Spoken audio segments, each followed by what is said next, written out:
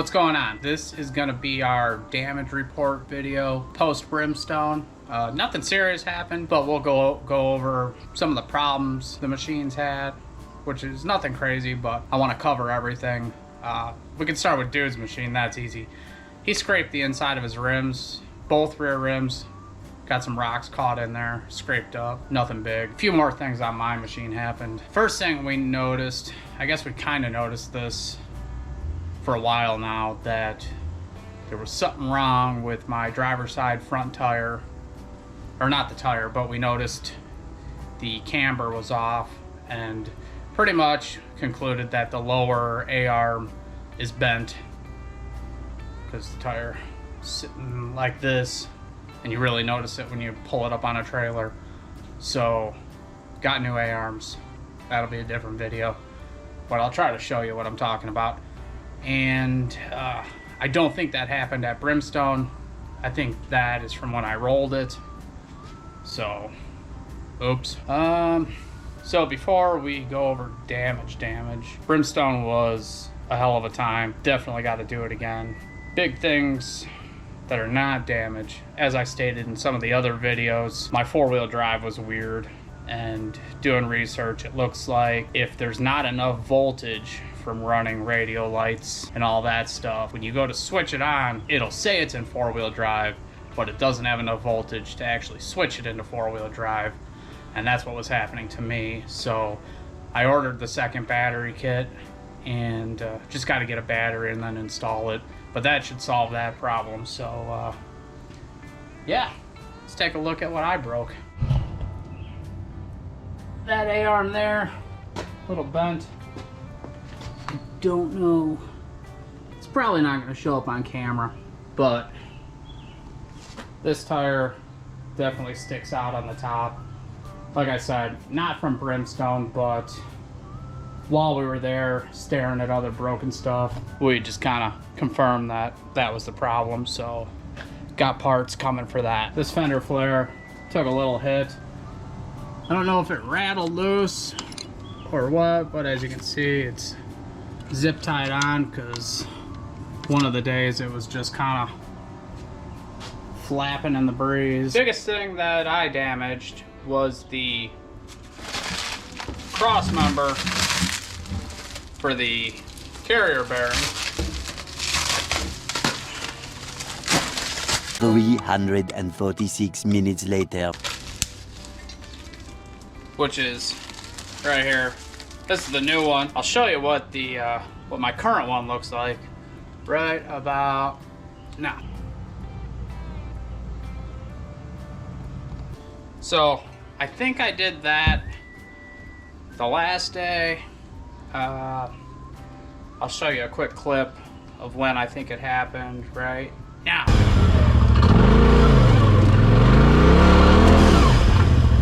Right, so as you see, you probably saw that in the day 5 video, and you can't really see or hear anything, but it was very violent in the car when it happened. And basically what happened,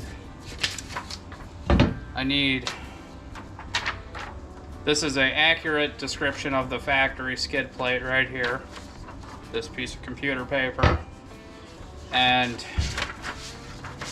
I'm driving up some rocks, and like I said, with those four-wheel drive issues, I slid sideways and I went bam on a rock, and since this skid plate is trash and does nothing, it bent my cross member. So got to get this swapped out.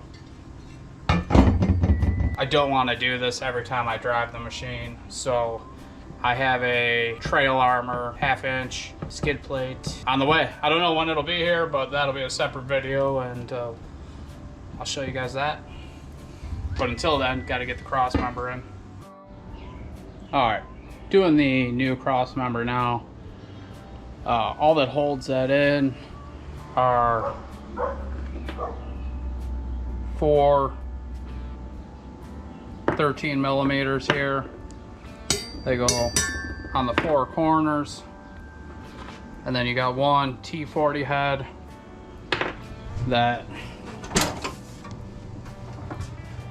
is can't really see it here, but there's a hole down here by the battery. And that comes up through the floor.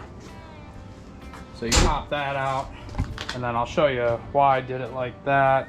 Because you have two 15mm heads up here that actually hold the carrier bearing on. So I got the 4 corners out and the one from the interior out.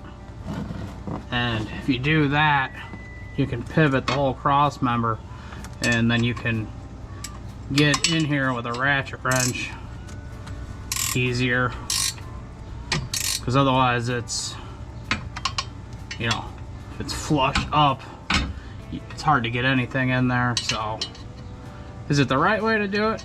I don't know. I'm highly untrained, but this is how I'm doing it. So there they are side by side. You can really see the tweak there.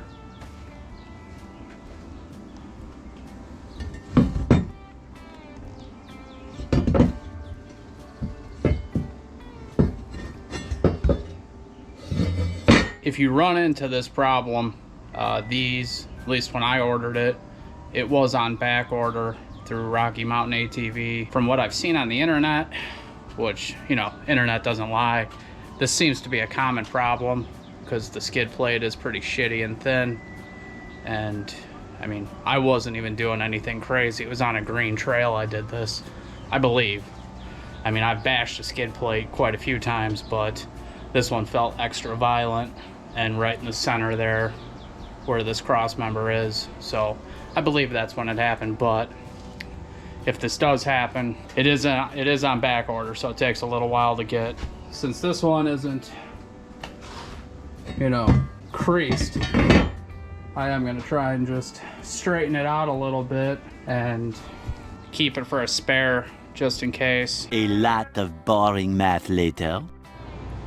New cross members in and didn't line up right, so it's kind of a pain in the ass. This hole here, dude had to file it to get it to line up right, but it's in. Another thing we noticed on both cars, now that we have the Razor 8 tender springs in there, when you hit a bump, you know, and the front tires just want to come off the ground, I mean, these springs, they slam the shock at full extension, and they're loud, sounds violent, and obviously isn't good for the shocks or the axles. So I don't know what dude's gonna do. I know his machine's doing it. I ordered some PRP limit straps that I'm gonna put on when I do the control arms, so that will hopefully solve that problem. And a place like Brimstone, they got a lot of those water bars on a lot of trails, so if you're like me, I hit them a little too fast. Not trying to jump them or anything. My front tires keep wanting to just ever so slightly come off the ground, but in the car, it's just bam, bam, bam, bam. The whole time we were there, we both ran our 5150 whips. 4-footers, I think we both have. Maybe dudes are 3, not sure. Either way, they took a hell of a beating, and the whips themselves are fine, the mounts are fine. But I don't know if you can see from there, the cups are on a bit of an angle, but the factory mounted whip tabs that are on the cage, you know, we have them mounted there, and the tabs themselves bent quite a bit. As you can see, they're angled, both of them.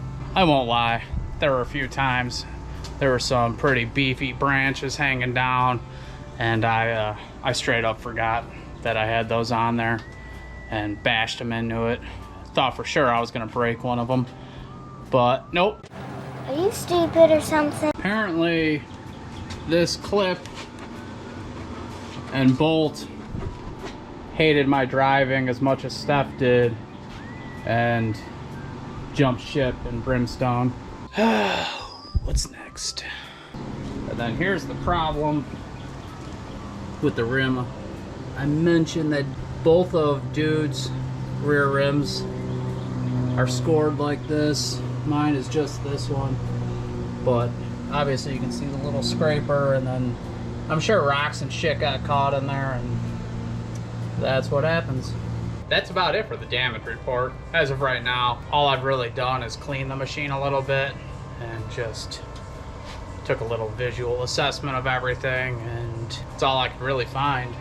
We'll see once we get it torn apart, doing the A-arms and all that, which will be on a separate video. We'll see if there's anything else messed up in there. If there is anything else, I will let you guys know. And then we'll have separate videos coming up for A-arm installation. We'll go over what they are and all that. Skid plate, limit straps, and there's a few other things. And thank you for watching. Make sure you like, subscribe. You know, we hit the 100 subscriber mark.